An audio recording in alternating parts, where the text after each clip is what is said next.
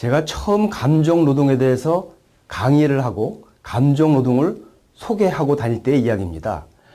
감정 노동이라고 하니까 아니 도대체 감정 노동이 뭐예요? 라고 물어보는 사람이 대다수였고요. 아니 감정 관리면 감정 관리고 노동 운동이면 노동 운동이지 감정 노동이 뭐냐고 의아해하거나 아니면 도자기 감정하십니까? 아니면 부동산 감정하십니까? 라고 이야기하는 웃지 못할 일도 있었습니다. 그래서 이 감정 노동에 대해서 설명을 해주면 또 이렇게 이야기를 합니다. 아, 나는 사무실에서 일하는 화이트 칼라고 그런 감정 노동자하고는 관계가 없는 것 같습니다. 라고 이야기하는 사람도 꽤 많이 있었습니다. 지금도 많은 분들이 나는 노동자가 아니다. 라고 이야기하는 분들이 있습니다. 여러분, 이 감정 노동은 여러분들하고 과연 관계가 없는 것일까요? 한번 알아보겠습니다. 감정 노동은 사실 최근에 땅콩 항공 사건으로 아주 사회적 이슈가 됐었죠. 땅콩을 껍질채, 포장지채 가져왔다 그래서 기내에서 아주 커다란 소란이 일어나고 급기야는 미국에서 항공기를 회항시킨 그런 사건이었고 각종 언론이 이 사건을 감정노동 사건으로 기사화한 바가 있습니다. 그러나 이 사건보다 더 중요한 사건이 있습니다. 바로 몇 년 전에 일어난 라면 상무 사건이죠. 미국 가는 비행기 기내에서 미국 거의 다 도착을 해서 라면을 끓여오라고 요구를 했는데 라면이 맛이 없다고 그 라면을 3번 바꿉니다. 3번째 라면마저 맛이 없다고 잡지를 들어 여승무원의 얼굴을 때리게 되죠. 급기야는 기장이 미국 경찰에 고발을 하고 그 고객은 미국에 내리지도 못하고 한국에 돌아오게 됩니다. 그리고 그때 모든 언론들이 이 사건을 하늘 위에 감정노동 사건으로 대서특필하게 되면서 이 사회에서 감정노동이라는 단어가 아주 넓게 알려지게 되었습니다. 즉 감정노동이라는 것은 자기 일과 직업 때문에 분노와 비참함을 참고 웃음과 미소를 띠면서 해야 되는 노동, 즉 감정으로 하는 노동이라고 정의 내릴 수가 있습니다.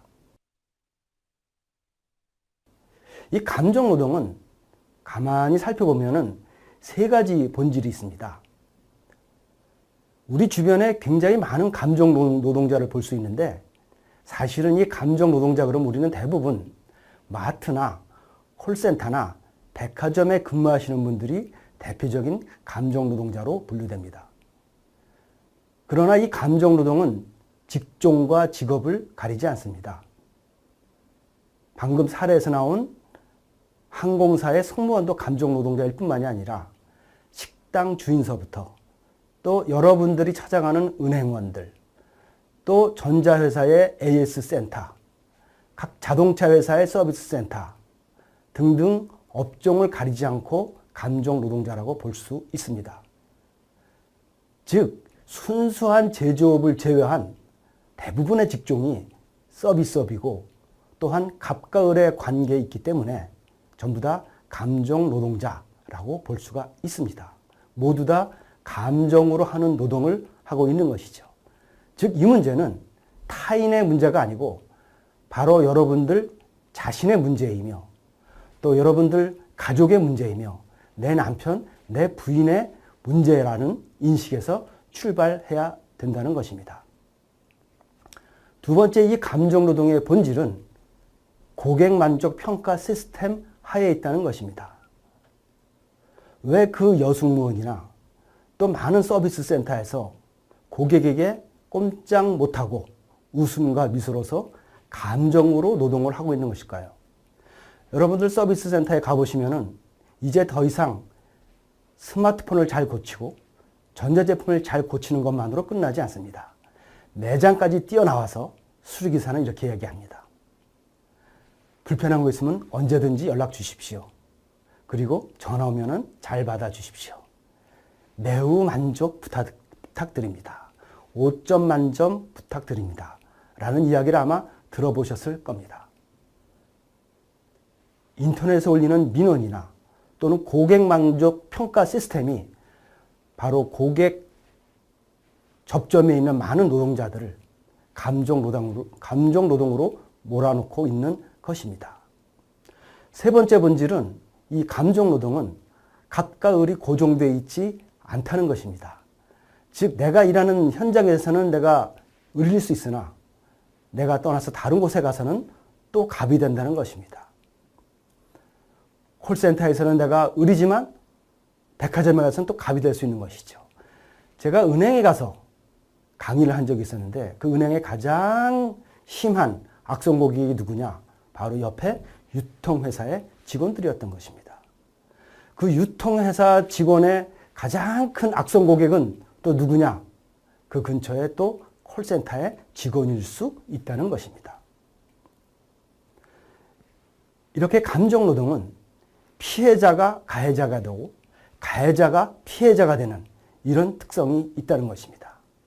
즉 감정노동은 다시 한번 정리를 하면은 업종을 가리지 않는다. 그리고 고객 만족 평가 시스템 안에서 감정노동이 이루어지고 그리고 갑과 을이 서로 교대하면서 피해자와 가해자가 정해져 있지 않다는 것입니다. 또한 우리는 블랙 컨슈머라는 말을 많이 씁니다. 악성 고객과 블랙 컨슈머는 어떤 차이가 있을까요? 사실 이 블랙 컨슈머라는 단어는 우리나라의 시사 경제 용어 사전에 보면 경제적인 것을 목적으로 해서 무리한 요구를 하는 고객을 블랙 컨슈머라고 나와 있습니다. 그러나 이것은 잘못된 용어입니다. 영어권에서 블랙 컨슈머라고 하면 흑인 소비자를 뜻합니다. 실제로 검색을 해보면 흑인들이 세일 기간에 아주 밝게 웃고 있는 모습을 보실 수가 있습니다. 우리나라에서만 쓰는 그런 단어죠. 미국에서는 사실 이 블랙 컨슈머를 컨슈머 프로드라고 합니다. 즉 사기꾼이라는 뜻입니다. 미국에서 이런 블랙 컨슈머가 나타나면은 바로 고발을 하고 법적인 조치를 취하게 되죠. 우리나라에서는 이 블랙 컨슈머마저도 고객 만족 평가 시스템 때문에 웃음과 미소로서 감정으로 하는 노동을 하게 되는 것이 굉장히 어려운 점입니다. 사실 이 감정 노동이라는 단어는 우리나라에서 나온 단어가 아니고 미국의 혹실드라는 학자가 30여 년 전에 만든 단어입니다.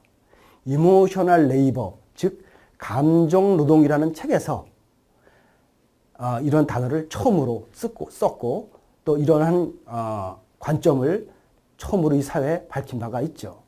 혹실드는 이 책에서 감정 노동을 자기의 직업 때문에 감정을 어느 정도 관리해야 하는 일이라고 정의한 바가 있습니다. 그러나 지금 대한민국의 상황으로 봤을 적에는 조금은 학술적인 정의가 아닌가 싶고요. 오히려 일로주라는 학자가 얘기한 감정 자본주의, 즉 나의 감정마저도 자본의 한 수단이 되어버린 그런 시대가 되었다는 게 지금 오히려 적절할 것 같습니다. 지금 감정 노동으로 인해서 대단히 심각합니다. 한 서비스 센터는 우울증이 54%나 있는 그런 조사 결과도 있습니다. 이 감정 노동은 특별한 곳에서 일어나는 것이 아니고 바로 나에게 또 내 가족에게 우리 모두에게 가해자가 되고 피해자가 된다는 그런 관점에서 바라봐야 할 것입니다.